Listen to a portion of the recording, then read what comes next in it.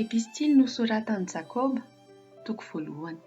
Jakoba, mpanompon'Andriamanitra, sy Jesosy Kristy Tompo, mamangy ny firenena 12, monina any am-pielezana. Ry ralahigo, atao ho fifaliana avokoa raha iarahan'ny fizahan-toetra samihafa ianareo, satria fantatrareo fa ny fizahan-toetra ny finoanareo dia mahatonga faharetana. Araoka ny faharetana hisiasa tanteraka, mba ho tanteraka sy tonga ohatra ianareo, ka tsy hisy tsy ampy na inona na inona. Ary raha misy ianareo tsy manam-pahendrena, aoka izy hangataka amin'Andriamanitra, izay manome malalaka ho an'ny olona rehetra sady tsy mandatsa, ary dia omena azy izany.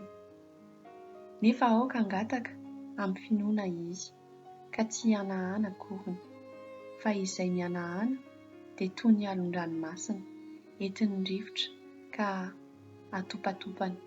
Fa aoka tsy hanapohan-dray zavatra mitombo izany olona izany.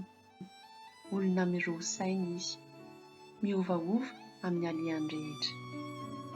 Aoka ny rahalahy izay ambany hanao ny fisandratany ho reharehany, fa ny manan-karena kosa ny fihetriny, satria ho levona tahaka ny von'ny ahitra izy. Fa miposaka ny masoandro mba amin'ny ainandro mahamay, dia mampalazo ny ahitra ka mihintsana ny voniny, ary levona ny hatsaran-tarehiny, dia toy izany koa no fahalazon'ny manan-karena amin'ny alehany. Sambatra izay olona maharitra fankam-panahy, fa rehefa voahaza toetra izy dia handray ny satroboninahitra fiainana izay nolazain'ny Tompo omena izay tia azy. Raha misy alaim-panahy, aoka izy tsy hanao hoe Andriamanitra no maka fanahy, fa Andriamanitra tsy azo handratsy alaim-panahy, sady tsy mba maka fanahy olona izy, fa samy alaim-panahy ny olona, raha tarihiny filana sy ny fitahiny izy. Ary ny filana rehefa toritoronina dia miteraka ota, ary ny ota rehefa tanteraka dia miteraka fahafatesana. Aza mety ho fitahina ianareo ry rahalahy malalako. Ny fanomezan-tsoa rehetra sy ny fanomezana tanteraka rehetra dia avy any ambony, ka midina avy amin'iray ny fanazavana, izay tsy misy fiovaovana na aloka avy amin'ny fihodinana. Tamin'ny sitrapony no niterahany antsika tamin'ny teny fahamarinana, mba ho santatry ny zavatra noforoniny isika. Fantatrareo izany ry rahalahy malalako, kanefa aoka ny olona rehetra alady iaina, ho malay miteny, ho malaiko tesitra, fa ny fahatezeran'ny olona tsy ahefana izay marina eo imasin'Andriamanitra.